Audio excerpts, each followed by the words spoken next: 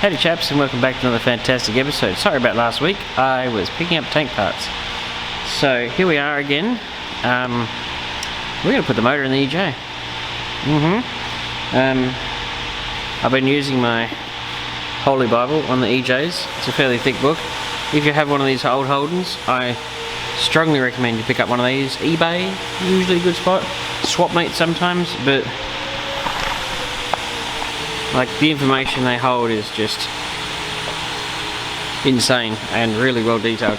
I'm sorry to those Gregory's manuals, people who use those ones that you can buy from like super cheap, but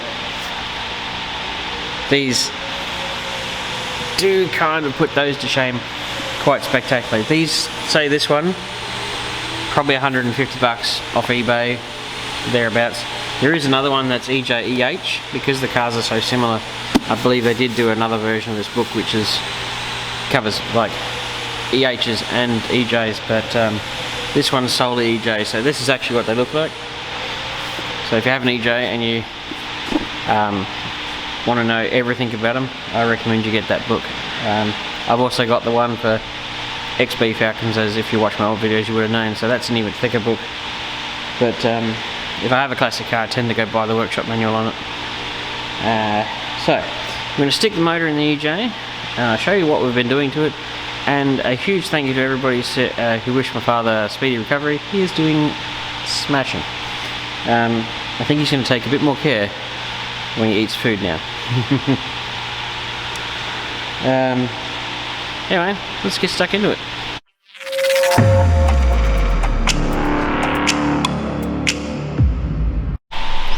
Alrighty, we'll start off simple. I have finally made myself a engine hook for this thing. Now, it is such a jerry-rigged piece of garbage, it's not even funny, but it is actually my copy of the original factory one. So the original Holden one, which is actually a photo in that book, actually comes down, locks in between these two, and has a little foot on the end.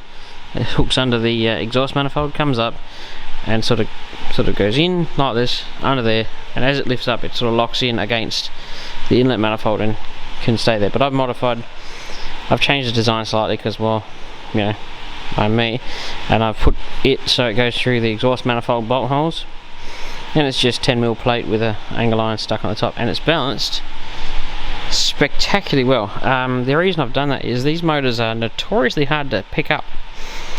Unlike every other engine out there, there's nowhere that you can bolt something to both sides of this engine. So this side you can do stuff to,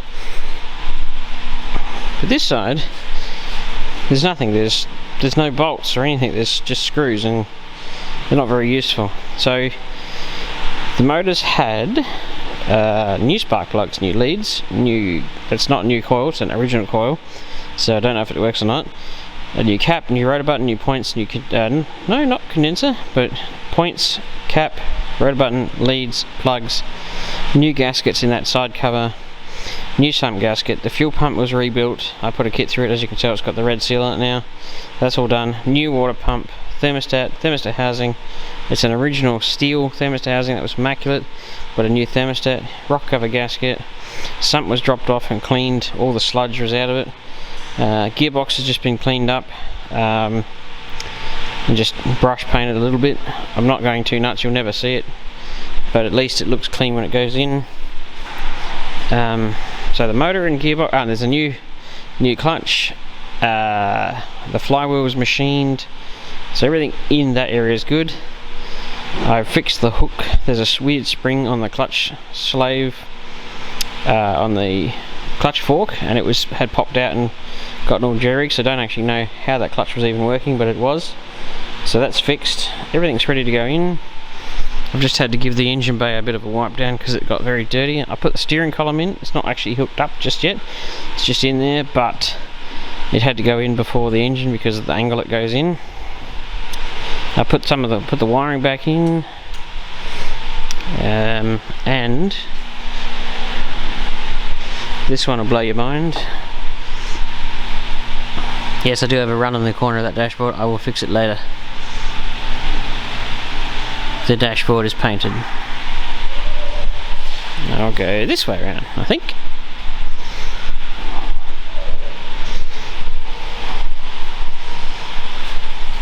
Hiya! There we go. Look at that.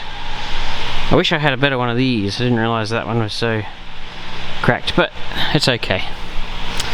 The radio blank someone a viewer gave me years ago, and I was actually finally able to install it. How good is that? Look, all of my actual lighter, wiper and choke chrome, that's all original black on there. That's not been repainted.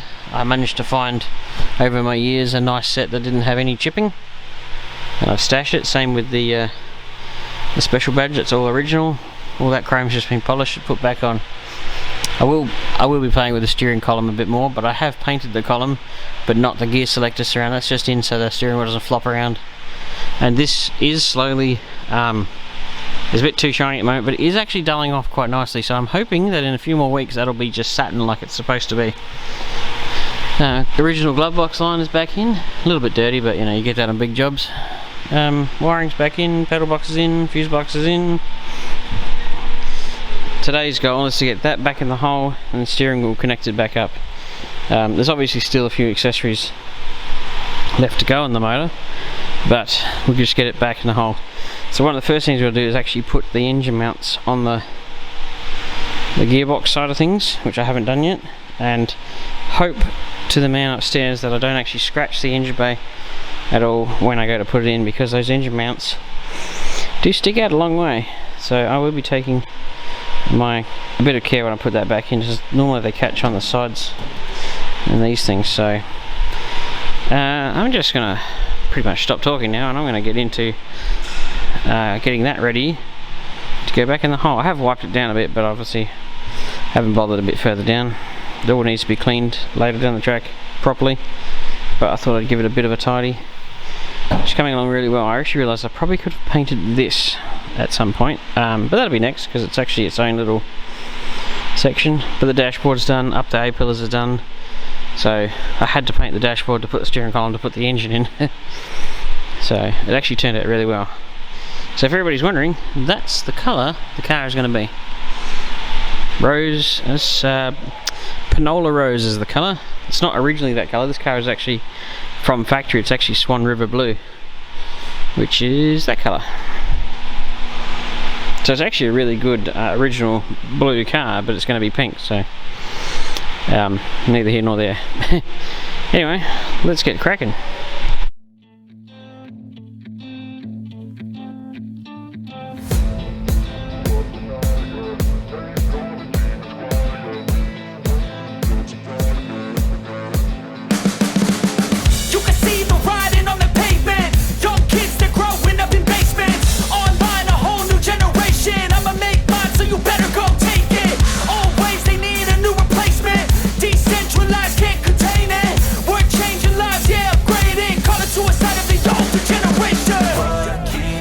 But now, yeah, make all the demons quiet. Yeah, we were built to thrive, yeah. I think that we've all had enough. What keeps you up at night, yeah, make all the demons quiet. Yeah, we were built to thrive, yeah. I think that we've all had enough. Yeah, I think that we've all had enough. Sick of dealing with the old plan. They know that we're calling it wrong. You got me like, oh yeah, I think that we've all had enough.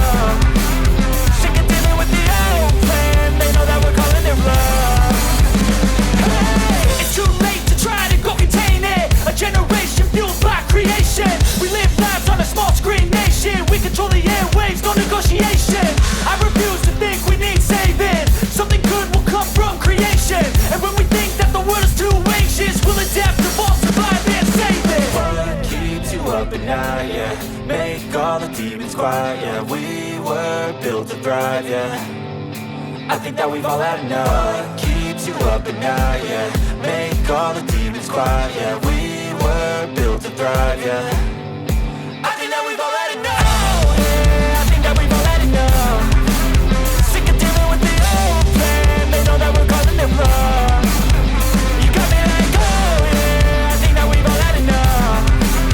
Sick of dealing with the old plan. They know that we're calling it wrong.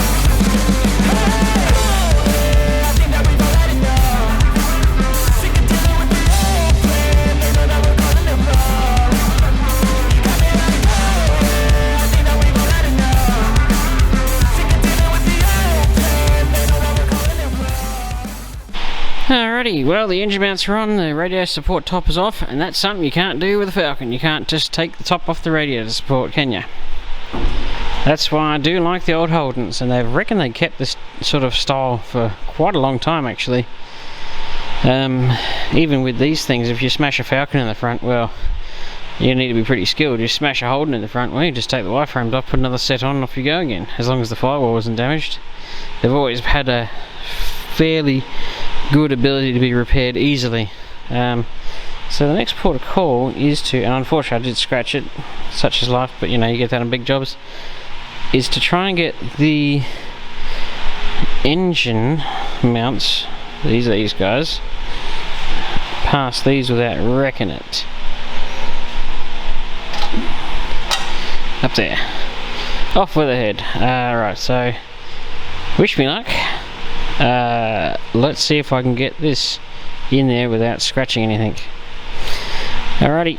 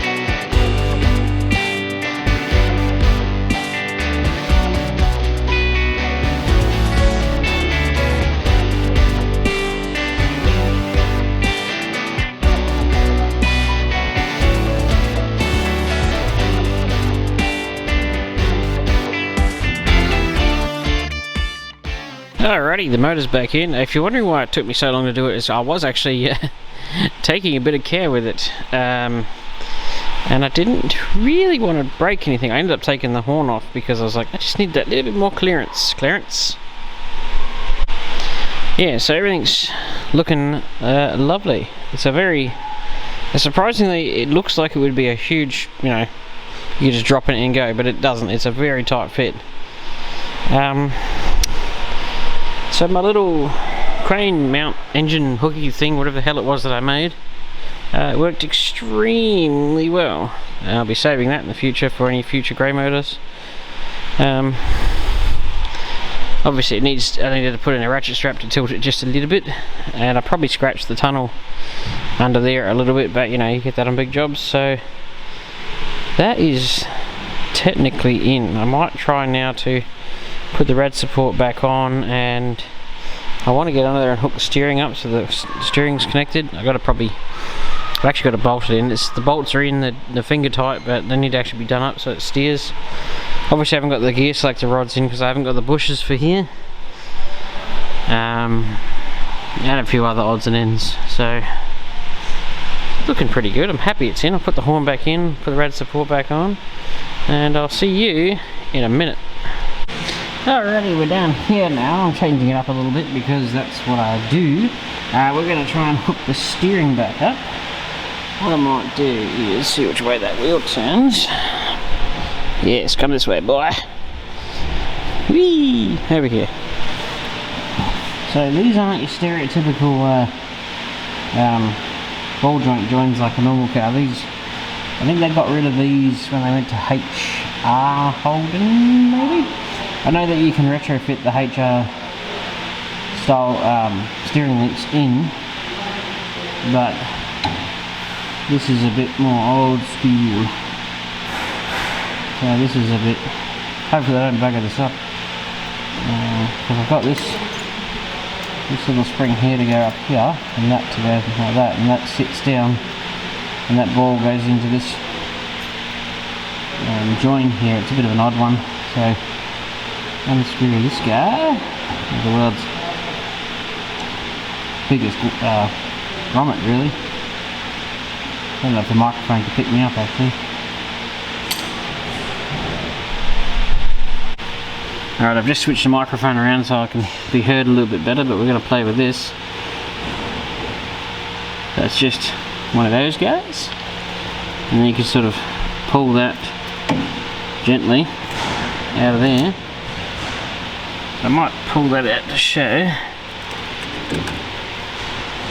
It's all greasy. There you go. And that's what sort of, so this little guy here goes on the end of that, and that, it's got a little nub on it, centralises into there, and that winds in and grabs onto the side of that. So, and there's another one there and another one there, so if I can do this without it all falling apart, that'd be amazing. Let's turn this back here. Oh, oops. Oops, how about I put this in here first? Duh. Bit of an awkward situation.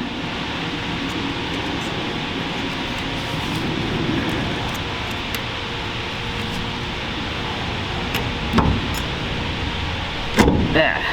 Now we'll pull it this way a little bit. Push that in there.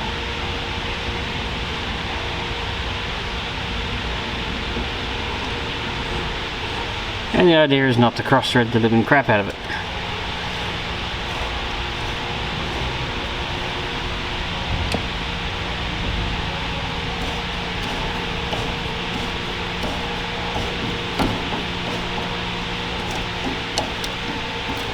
Yep. I don't have a split pin at the moment, but there is a split pin that goes through that eventually, so there will be a few things I will have to come back for and touch up.